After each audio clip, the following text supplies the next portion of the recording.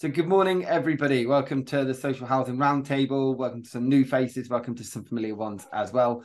My name is Matthew Baird. I've been running the Social Housing Roundtable now for a couple of years. Started during those wonderful lockdowns that we had and have progressed onto where we are now with the YouTube channel and soon to be podcast. So keep your eye out for that. I'm trying to find a way. I've found a way. I've just got to actually do it, but it's time. It's time. Thinking when I'm on my own. These are all funded because I've been doing social housing recruitment now for 11 and a half years, and I'm the co-chair of the board for Spring Housing.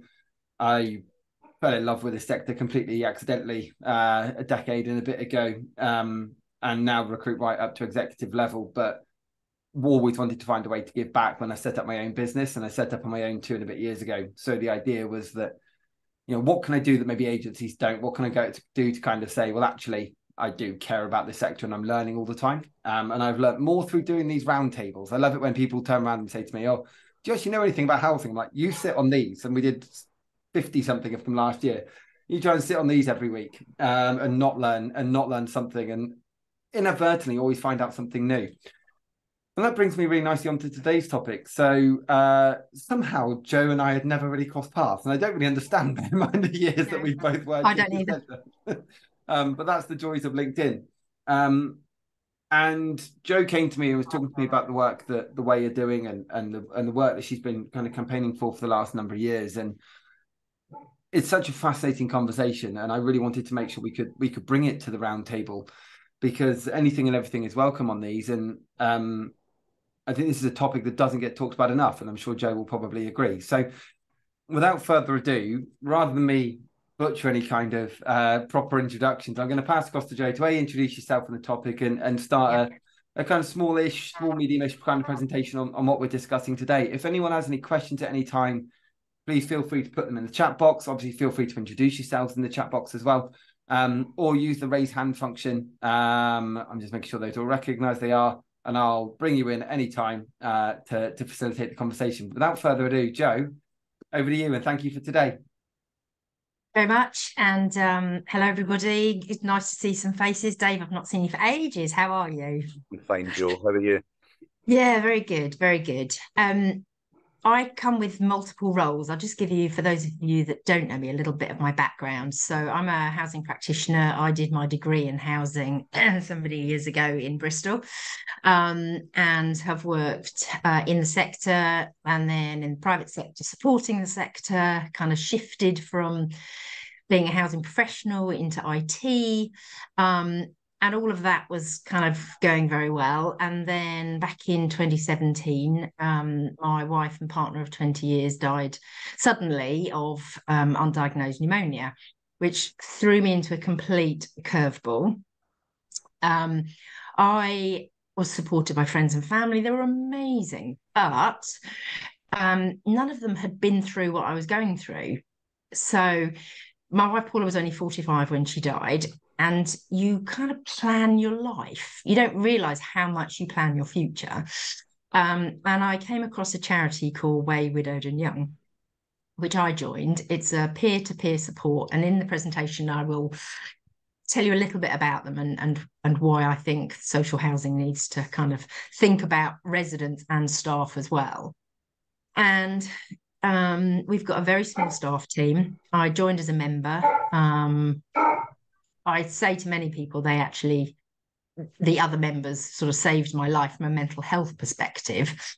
And I wanted to pay it forward, but also I wanted to challenge the charity on diversity, because it felt very older white men on the board, which is very typical for many organisations. But as a charity, we are for people who were before their 51st birthday, which is not easy to say, became widowed. And we use the phrase widowed, married, not married, man, woman, non-binary.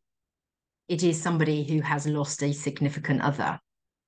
And I got called out by the new chief exec, because we'd just managed to get some funding for a chief exec. And she said, well, then join the board, if it's that important to you. So I did. I worked on the board for a number of years, particularly promoting the LGBTQ plus bereavement journey, which is different, and have become chair as a consequence of that. So at the moment, I'm working with our strategy on just diversity across the board, because all of our widows come with a different story, but we have similar experiences. But recognise that if you're from a global ethnic majority, so BAME or GEM, depending on what you call it, your experience is different, your culture is different. If your partner died through suicide, through an accident, through cancer, all of these are different sort of threads. When Paula died, I was told, do this, do that. I filled in paperwork. I don't really remember the first month or so. But I got sent down to the job centre and employment, whatever it was called. Can't even remember. I'd never been there in my life before because I'd never not worked. And they said, oh, you're entitled to bereavement support because you were both of working age. You've both paid national insurance. So I received this benefit. Thank you very much. There was an initial lump sum of £2,500, which got paid to me within 5 days. So amazing, absolutely amazing, and helped, pay towards the funeral. I'm lucky, I have a good job. So money wasn't an issue, but for, it still helped. And then I received a payment for the next 18 months. What I didn't realise is that if we hadn't been married, we had a civil partnership, which then converted, I wouldn't have been entitled to it. And that's still the case for unmarried couples that don't have children. What I discovered when I joined Way is that we were campaigning for the right for bereavement support to be for unmarried couples.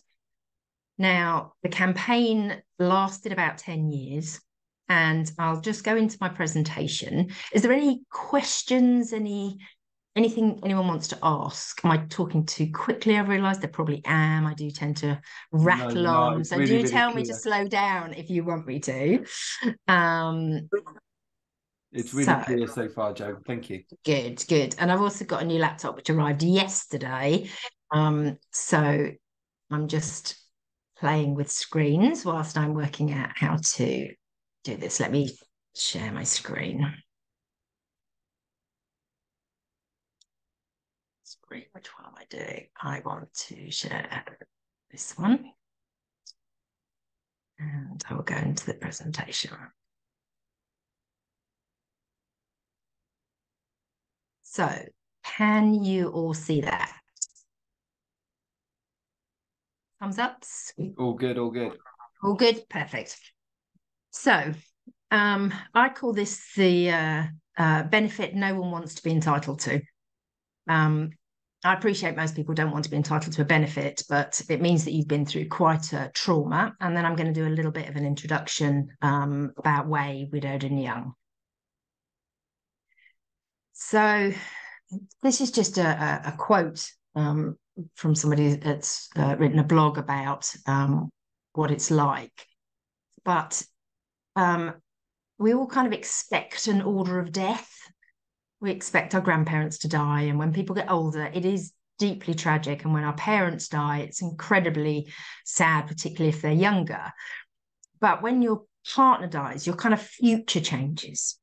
And I talk about people and said, I didn't even know what bread I liked to buy because I knew what bread we ate. And it was, everything is a balance. And it's not that I didn't know how to buy bread. I just thought it's been 20 years since I didn't have to think about somebody else when I bought something. And it was very strange. So bereavement support. We campaigned for a decade with a coalition, a couple of other charities, coalition, to get the benefits changed.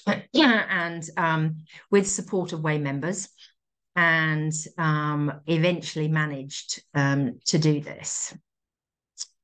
It was a huge injustice, as you, I'm sure, can imagine, the fact that this benefit is paid for the loss of a partner, but also the additional benefit is paid for the children. And just because those children's parents weren't married, they were losing out on thousands of pounds worth of benefit.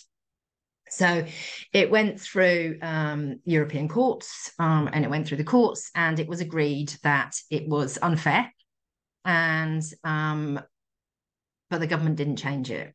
So one of our members then started a campaign, got the 100,000 signatures to highlight what had happened when her partner died in 2020, and the loss and the impact that it had had on her son.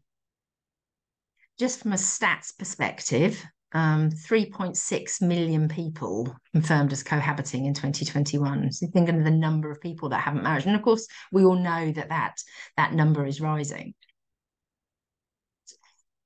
So following a ruling in the Supreme Court and then the High Court, which found it was a breach of human rights, that children were being discriminated against. It was identified that 21,000 parents had missed out on this benefit. And so it went through various different government reports, reviews, and finally it was agreed that support payment was going to be backdated from the 30th of August 2018, even though it was only agreed in February this year. So they estimate that about 1,800 families a year will be eligible to claim this in addition to those already. Oh, and I've just noticed that for some reason some of the font's in a different colour on this one, so apologies. And I've put at the bottom of this slide, I hope you can see it, that so if you have children, the benefit is £3,500 as a one-off, and then 18 months of £350 a month, which for anyone whose partner has died and is now entitled to it, that's just under £10,000. So there is a window of opportunity. The figure below is for people without children, but like I say, at the moment, that's only for married couples. The support payments, there is a 12-month window from the 9th of February this year. So the reason that I said to Matt, please let me come and talk, is because we as a charity are trying to get the word out and thinking about your residents, your staff, people that you may know, to backdate a claim. So if there's any way that you communicate with your residents through your newsletters, through your benefits advisors, through your support workers, just to make sure that they are aware of this change in legislation. It's a pain to go through this backdated claim process, but there are different ways of doing it. There used to be a claim for widow's parent allowance, which changed. And actually, that is a lifetime benefit until you either remarry or are cohabiting with somebody else. There's not an entitlement, unfortunately, going forward, but there was a dramatic change. So it's now 18 months as opposed to a lifetime. I don't know why they think after 18 months, suddenly you're going to be in a better financial position. There's a question in the chat there from Dave. In fact, what would be the typical level of support from a landlord for bereavement? Is there actually any expectation for them to help? No, I'm aware of. I'm not aware of any social housing organisations that have any particular support arrangements, are aware of it.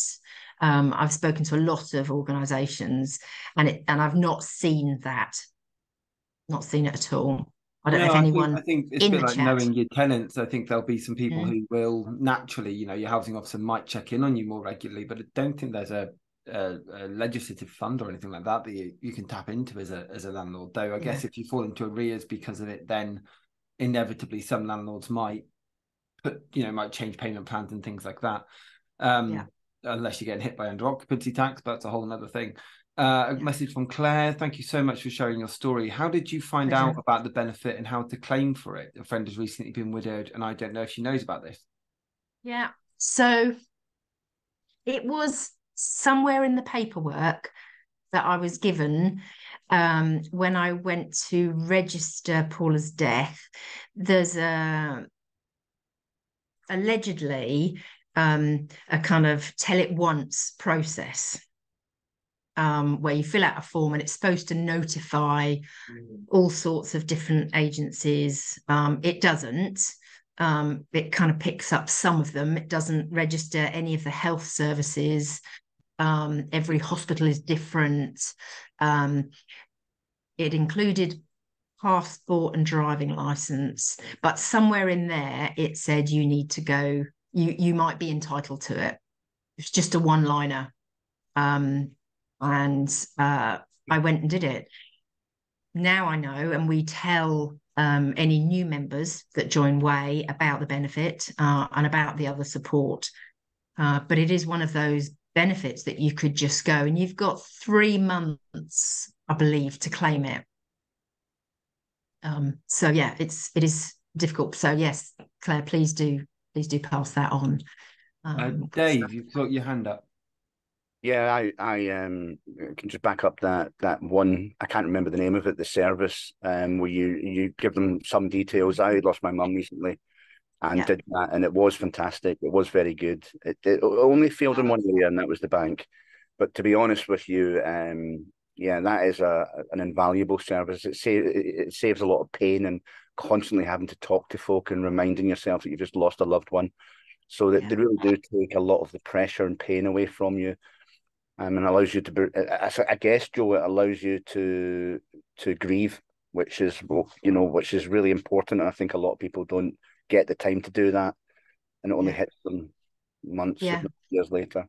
So yeah, absolutely. And yeah, I mean, Karen has just asked, but 3 months isn't long to claim. No. If somebody is on a benefit, they might get notified, but it's something that we constantly promote. So as a charity, we're constantly promoting it. And there is no therapy support as standard. It's purely via GP services, if you're lucky. And we as a charity, as part of the membership, operate a 24-hour service helpline, which isn't just about emotional support. It also includes financial and legal, because undoubtedly there are so many other aspects. So I'll share mine and other stories that I know. Again, I was in a fortunate position that I had life insurance, and Paula had a great job. She used to work for Microsoft. She used to work for NatWest and Coutts Bank. So I was helped by her father, who was, absolutely fantastic at the time. He helped me do probate. I didn't think I'd have to do probate because we had a will. We were married. But what I didn't realise is that the life insurance policy we had was not in trust. It's just a couple of little words. If it had been in trust, it wouldn't have gone through the estate. It would have come straight to me. But because it wasn't in trust, it had to go into the estate. So I didn't get the life insurance until the estate had been resolved. And we had to have probate because an ISA can only be in one person's name, and ISAs don't go into the estate. And I thought I'd wrapped everything up. So these sorts of things, I'm just talking about death. Whilst you're trying to deal with it all, people around me didn't want to talk about death. They didn't want to upset me. So they kind of avoided it. And I said to my friends, you have to use her name in all conversations. You just have to use all conversations. And there are charities like Cruise that support everybody. Yeah, someone's just made the point that bereavement support is only for people under state pension age because it relates to national insurance contributions. And when you are pensioner, you get a widow's pension. So you get an enhanced pension. And so I'm just looking at, somebody else has asked a question in there. Yeah, there was a question from Carolyn. Is there a helpful guide available that our teams who take notifications from our residents who may be reporting the loss of a loved one can provide to our tenants with this information and guidance?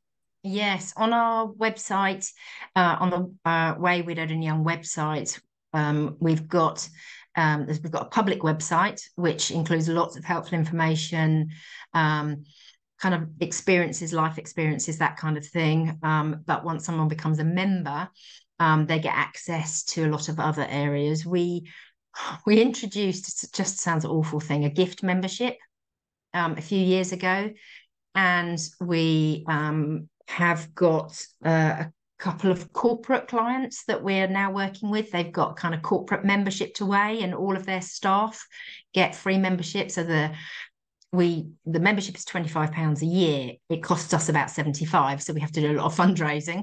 But if anyone's interested in looking at options for residents or staff, then please do come and talk to me.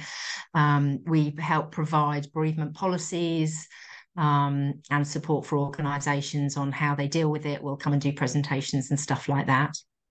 I'll let you carry on with the presentation, then we can jump on to a few more of the questions that are coming through, Jo. Yeah, of course. So let me just close the chat box down because it's right in the middle of my presentation. There's obviously a process to go through. There's a comment in there about future taxes, tax benefits. It's not a carte blanche. You'll get it. And I've just noticed a typo in there for brief, so apologies for that. Let me just move on here. So just talking a little bit about the charity. So our aims are about advancing education, raising awareness to the public of the needs of people who are widowed when they're young. And it is very much an inclusive charity. It's hard to explain how we operate from a member support perspective, but the closed website, and we have closed Facebook groups to support our members, and it is very much run by members, so it's peer-to-peer support. We have currently just under 200 members who have an active role in volunteering to provide support, and I'll just show you just a glimpse of those faces. And when I say support, we have run by members, and new members Zoom every week, people that have joined and become members, and they can stay as long as they want in the new member group, but it talks about all the issues that people might need, like benefits, support. I'm a highly IT literate. I say that with the typos and things in my presentation, having been the managing director of an IT business, but I couldn't even log on to my laptop. You suffer something called known as brain fog, but it is a chemical reaction in your brain, which means that your memory is affected, your behavior is affected. The world turns upside down. If any of you had or have long COVID or had the brain fog from COVID, it's a very similar response to that. If anyone here has menopausal brain fog, you just add a layer to it. So for somebody like myself, who had been widowed, then had COVID very early on, and then went into the menopause, expect not a lot of good discussions and conversations. I still have moments where I'm struggling on that one. But our volunteers organise Zoom meetings. We have festivals. We have meetups. We recently had a big picnic, which was across the country, where members are encouraged to go out and have a picnic. Sometimes you'll see somebody just posting, who fancies going for a walk on the beach in Southend? Anyone near me? The country is divided. That's just to talk about our members. So currently we've got just under 5,000 members, active members. In the lifetime of the charity, which is 25 years now, we've supported probably about 25,000 widows. We try and match and monitor all of our statistics and member information to national statistics to make sure that we are aligned. So here's our membership. You can see the majority are in the southeast, but we're dotted about all over the place. Each of these areas has an area group, excuse me, and it's called a home group to a member. We've got 61 across the country. Each one has an area contact. They're all volunteers, and they meet and greet every new member. So when you join, you become a member of the national organisation and also of your region. We get funding locally, we get funding nationally. They have area contact assists because it is a lot for somebody to deal with new widows all the time and support existing.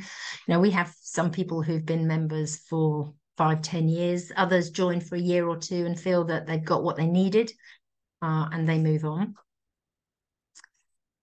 Just to give you an idea, and this matches the national statistics in relation to widows, that just over three quarters of our widows are female, and 3/4 of our widows do have children, which means that 25% don't. Now, we have a whole different tranche of entertainment, social activities for the widows without children, and they are called WAWOTs. What's different quite often about widows without children is that their financial position is usually very strong. Like myself, we had both been working. Paula had retired, had some medical conditions before, though that wasn't why she died. And I've got pensions, I've got life insurance. Suddenly, I have more money than I had ever known in my life. Whereas people with children, generally, when they're younger, tend not to have life insurance. So they go from having okay, financially okay, to severe hardship. And particularly the last couple of years has been very, very difficult, which is why this benefit is so important. There are all sorts of cliches that are used within WAY to help people understand, like I won't say it, but the F it button, which is why people spend ridiculously and drink ridiculously. Mental health is a serious issue for most of our members, just processing it. And a lot of families where either the mother or father has died, the other parent struggles to deal with their grief because they're dealing with their children's. I thought you might be interested. This is a breakdown of our members' cause of death of their partner. As you can see, cancer is very high. Next, we've got heart and circulation. We have a lot of sudden death. So we've got a special support group for sudden death. So many people get a knock on the door. The partner's gone out running, had a heart attack whilst out running, unknown condition. Mental health, suicide, alcohol related, high accidents. You can see just a kind of breakdown. But I've yet to meet somebody who hasn't found a member of WAY whose partner died in a similar way. Even the rarest form of cancer, people will say, I don't suppose anybody else knows. And it's like, well, actually, this happened. That's also useful when people are going through inquests, because many of these deaths have inquests. There's a lot of clinical negligence associated. I went through both clinical negligence and an ombudsman where the hospital were deemed to have for maladministration.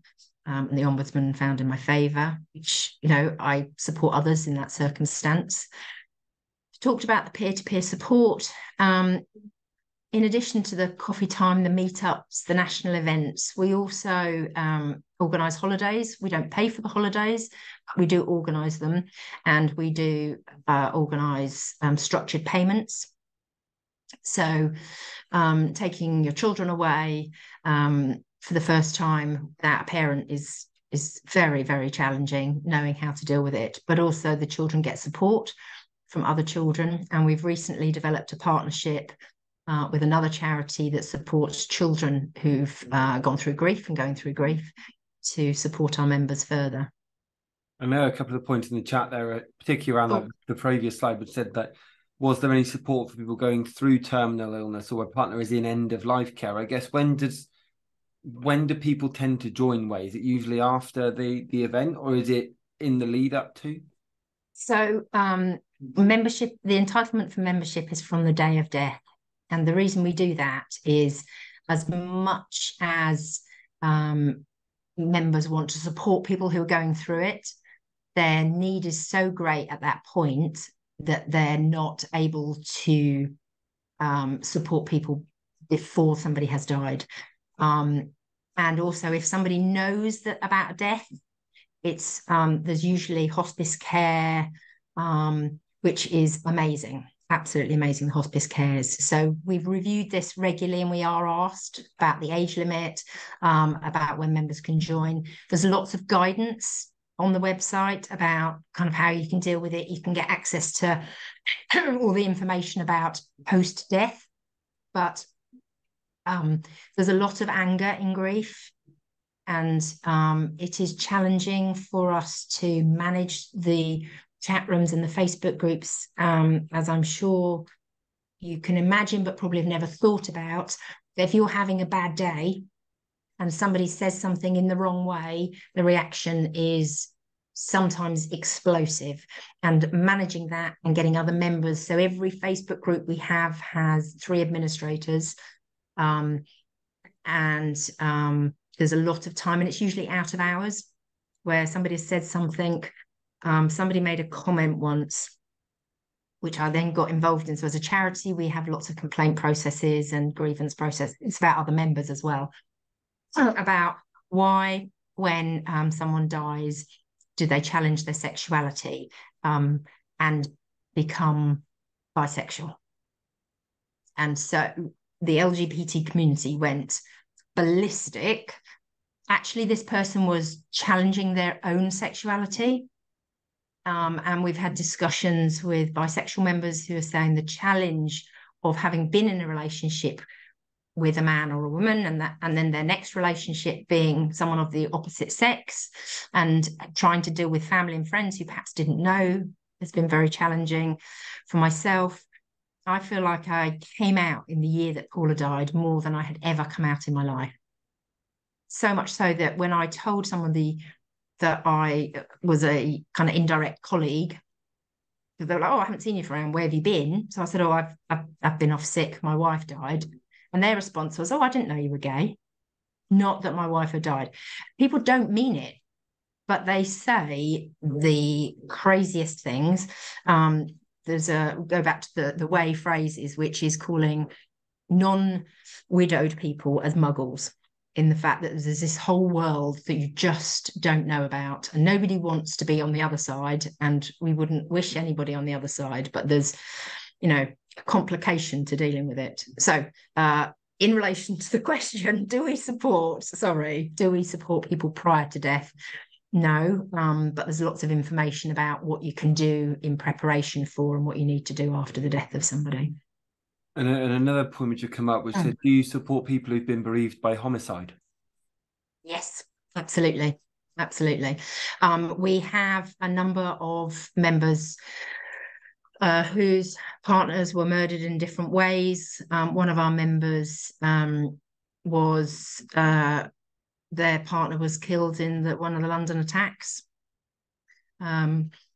So yes, we have famous people who are members. We have, you name it, we have them, because bereavement grief doesn't just happen to a certain group of people, all ages, all life experiences. And I think that's why our volunteers are so amazing, because they come from every experience. We've got BBC journalists, we've got actors and singers and chefs and various different celebrities. So yeah, I've forgotten what the question was now. I was rambling, sorry. It was okay. No, it was asking about whether or not there was just anyone had been bereaved by homicide. So yes, is the and we do have a special support group for complicated death as well. Complicated being the person may not have been in a positive relationship, they may have been in an abusive relationship, they may have been separated but not divorced. Death through suicide. We support people who are bereaved whilst pregnant. We've got a special support group for people who are bereaved by pregnant. We have one member whose wife died in pregnancy whilst giving birth.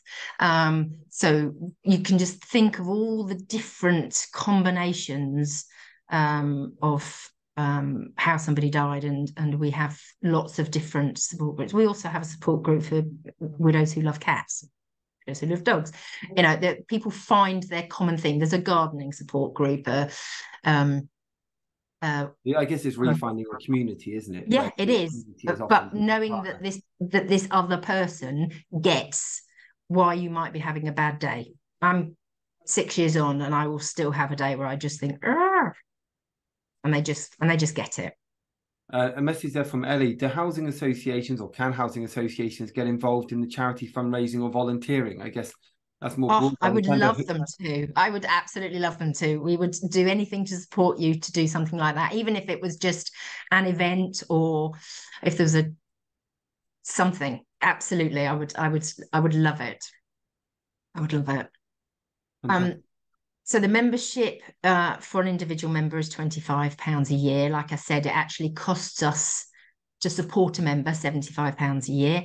They have access to the closed Facebook group, communication, online support. I mean, during COVID, we had, I think, just over 2,000 online events during COVID. And when we do a festival, people get, sent out a pack. So we had people dressed up.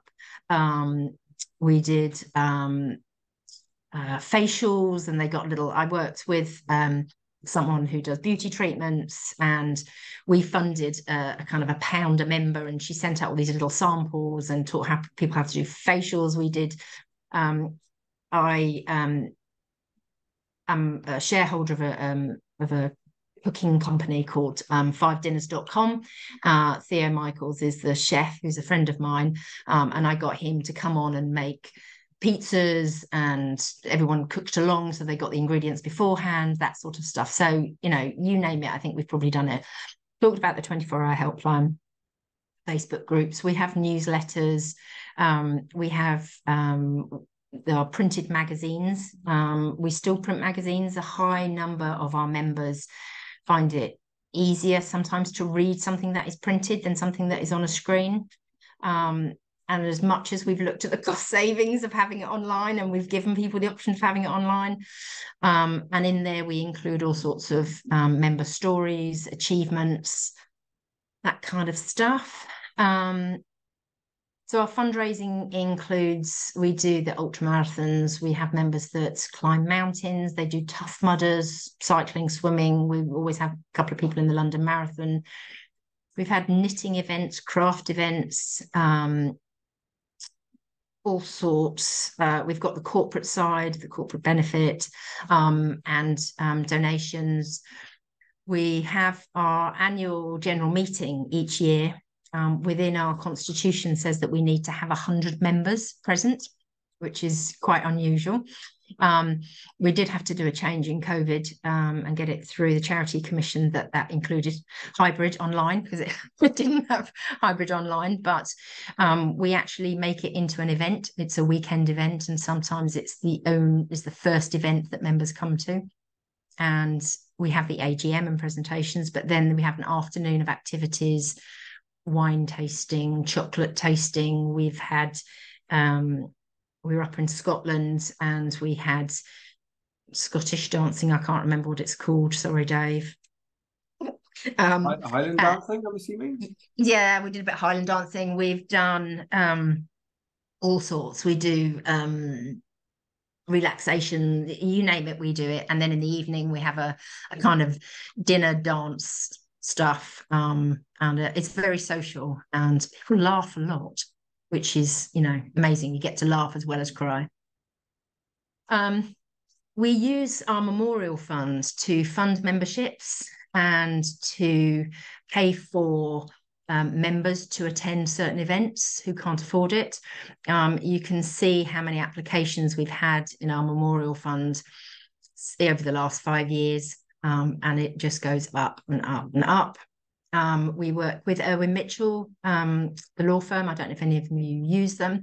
They give us a £10,000 a year grant for the memorial fund, and we fundraise as well. So we greatly appreciate that. Their staff also do lots of fundraising for us with their chosen charity. I talked about gift memberships. It's still growing, but sometimes families say to us, I don't know what to do. You can buy a gift membership and the person can then register it. I feel like I've talked a lot and I need to leave some more time for questions. So I will stop sharing my screen. No, thank you, Jo, and thank you for a really kind of informative, I guess. So much information, sorry. No, no need to apologise at all, but also I think it is, as you mentioned, that kind of, I know you use the term muggle, but the when you talk about it, it's like, oh yeah, obviously it'll be that and obviously it'll be that, but when you don't have to think about it, there's so much that this area does cover. And obviously you've got a kind of a large foot in the housing world as well as obviously the work with Way. Because my day job is in housing as well. Absolutely. So has there been much collaboration between the two sectors, or is that something that you feel was a trick that's being missed, as it were? Because evidently with tenants as well, it's a massive issue. It is. It feels like a trick that's been missed. People don't think of young widows. They don't think, and you've got a single parent or someone who's on their own. You don't necessarily connect it with them being a widow. I don't know whether any housing associations would even know how many widows they have or young widows they have. I've never seen it on a survey. Obviously, the information is available in the census, so you'll be able to get your areas, your regions, that kind of stuff. There's been very little. Everyone kind of says, yes, let's do something, but all budgets this year, not sure what we can do. And I'm kind of thinking, look, I will support you, will help you, newsletters, something on your website, links to our website, anything that I can do, I would do. That's very clear. Jan, I've seen you popped off mute. Were you jumping in? Yes, I was looking. Right, first of all, can you hear me? Yes. Absolutely, yeah, no problem at all. Okay, I was looking for the hand up thing on the buttons, but I can't find it. So thank you. It's okay. I've done enough of these. I can be quite attentive these days. Thank you for being an alert chair. So looking at people around the table, I'm clearly the oldest one here. And I've just got a couple of points. I realise this is for people under 51, but my wife died in January. Right. I'm so sorry. What? And everybody says that. Because I genuinely am, because I know what you've been through. No, I know, but then what happens is that triggers a bit of the brain that goes, hang on, I can't cope with that sort of emotion. So, I appreciate it. So I've got two things. One is, I don't consider myself a widow. I'm a widower, and given that the number of people that you've got in the organisation who are women, I just wondered whether the terminology would put a bloke off. That's the first thing I would say. The second thing I think, as an old member, I'm an OHP, I'm an old housing person, so I've been in public housing for 55 years. And I don't, well, I know. 35. Well, you're a child. I know. I think there's a major trick that's been missed here, both with the National Housing Federation and the Institute of Housing. And I'm more than happy. What I'll be doing after this is just poking the chief executive of CIH, because I just think this is something that housing people should know about. Because the point, people know me on here for being involved in fire safety, but bereavement is a bit like fire safety. It can affect anybody from both a professional and a personal basis. And the lessons you learned you learn in both are applicable in both. And I think that's really, really important. I mean, you talked about there's a lot of laughter in the organisation, and I think that's really important. When Mrs. T decided to pass on, we decided we wouldn't mourn, we'd celebrate, because we'd had a lot of laughs in the 3.5 years she'd suffered from a stroke. So we did two things that our funeral director found rather unusual. We took all of the comments that have been nice comments that have been said about her in the condolence cards that had come through, and we gave them to the celebrant. So when we had the service, the celebrant was able to quote specific words from people who knew her, as opposed to the celebrant making stuff up, which people found moving because they recognised their own words.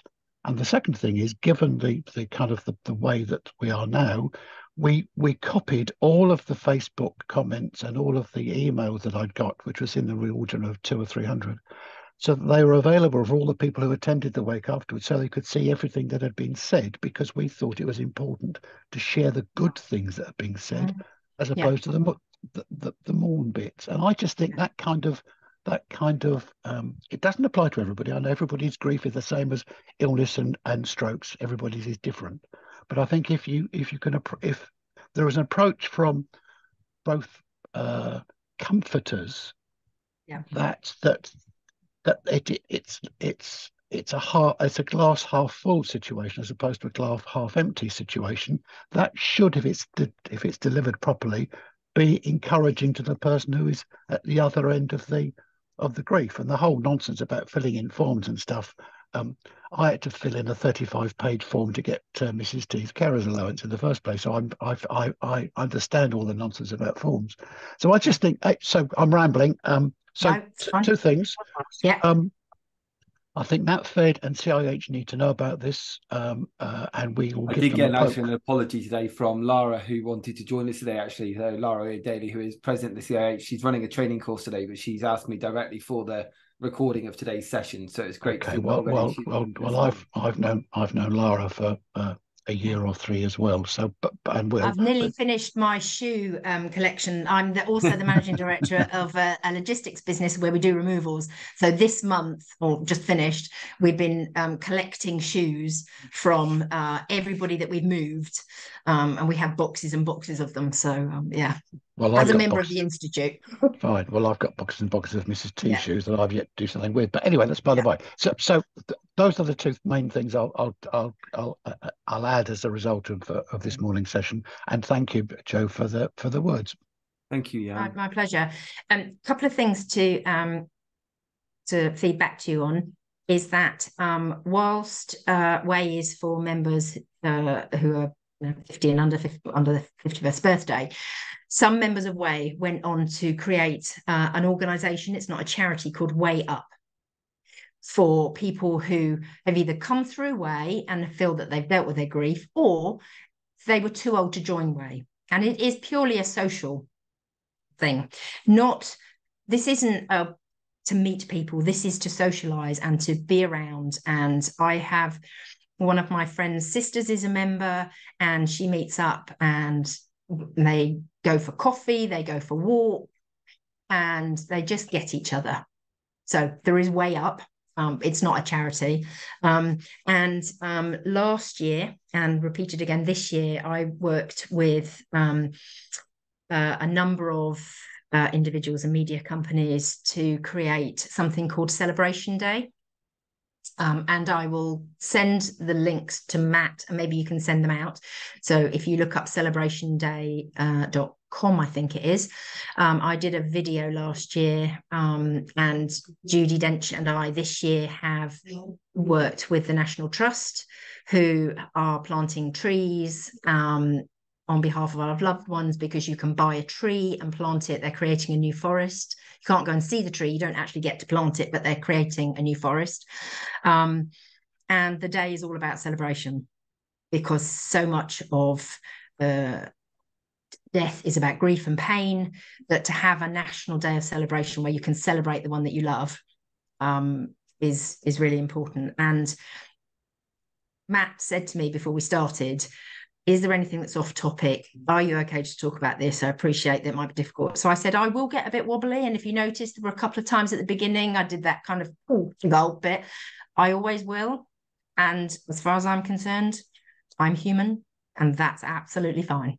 So, couldn't agree more, Jo. And yeah. I mean, Claire's part got of a my hand role up. here is to make sure that anybody coming on is soon comes, but equally, wonderful name drop of Judy Dench, and I'll give you bonus points. Thank you.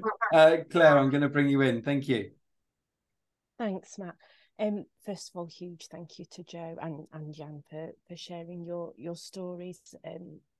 So moving and inspiring, and I've been making lots of notes for my friends who's recently been widowed. And actually, I realised that at one point when I was working in-house in a housing association, I was working with 5 women who had been widowed young, and a man who was widowed young that I knew of in 1,000-ish employees, and that was only the people that I knew and worked with fairly closely. Yeah. So it does surprise me actually that they weren't doing more. I really think, it has such an impact on your housing if you lose your partner and you can't, like you say, the brain fog, never mind the money. But I would, everyone who knows me, and Matt's expecting the word data, what we have to not do is go, oh, let's start asking everyone if they're widowed and just write it down somewhere. And it's not that. There's support that we can give once we know about it, that doesn't, or that we can offer support and we can signpost people without having to go around and knock on doors and ask people, have you been widowed? That kind of thing, because that happens a lot in housing, as you'll know. It does. I mean, we do an annual survey of our members to try and stop asking questions. We look at the national statistics. We know how many members we've got in all of our areas. So if any of you are interested and you are regional as opposed to national, or even national, I can give you all sorts of statistics around age, cause of death, and what our membership looks like. Our membership reflects very much the country. It doesn't necessarily reflect social housing, but it does reflect the kind of the country as it goes. Just a statistic for you, 1 child in every class has lost a parent. Okay. I did some work with a school where they'd got some funding, and one of the children whose parent had been supported by Way Forward, and I went down and let them interview me, and we talked about it, and they did a presentation, and it was all about them learning skills as to how to do research and community work and some fundraising and the rest of it, and they won, and we got £1,000 from it, which was amazing. And the kids were fantastic. But whilst I was there, I had 2 other children disclosed to me. Oh, goodness. And I went and spoke to the teacher, because obviously I have to have safeguarding training as part of my role. And the teacher didn't even know. And this is where I think Claire's point there regarding the data is so important. It's all well and good asking. It's all well and good kind of, but as long as you're then doing something with that information, going, okay, well, we're now going to go out and deliver support, and we're asking because we want to do something to help, rather than going, oh, we've got X amount of widowed people in our, like, brilliant. What? And I think that's where but on the flip side of it is Jo's point there along the lines of, but what if you don't ask at all and you don't know? And actually, there's people there, as long as you're going to do something, I say, as long as you do something with it. But that must have just been a real moment for yourself to go, how do people not know? Because I remember, I mean, mine was just divorced, but I remember my parents divorcing as I was starting my GCSEs. It had a huge impact on my mental health and everything else, and the school knew about it but did nothing about it. And by the time A-levels came around, they started implementing some policies. But it's to lose a parent and yet not to acknowledge that actually people might want some support from that is massive. Yes, absolutely.